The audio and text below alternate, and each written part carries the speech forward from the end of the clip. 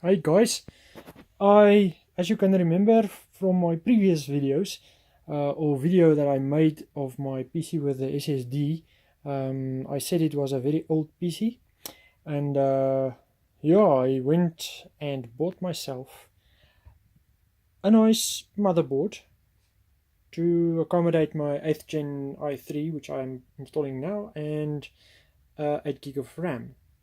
So this will help me a lot in speed, hopefully speed up my gaming and whatever also a bit. I know you're either a gamer or not, but I brought this to my home.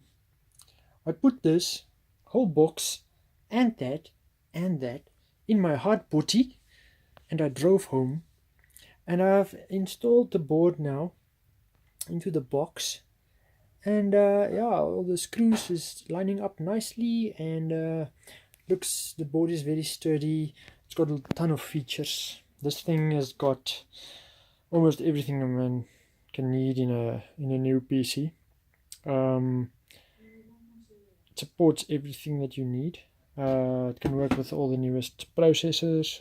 It even does the RGB.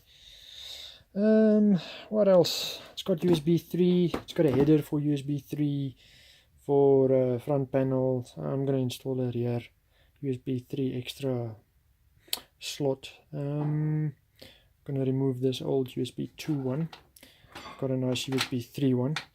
Or maybe I'll keep that and put the USB 3 just beneath it. You can never have enough USBs. And then what else? Yeah, got a SSD in here, that old Transcend of mine. Won't be able to see that nicely. There we go. Anyways, that thing is yeah, it's very old. So I will make a speed or boot speed video to see how fast it starts up, and I'll post it just after this video. Thank you.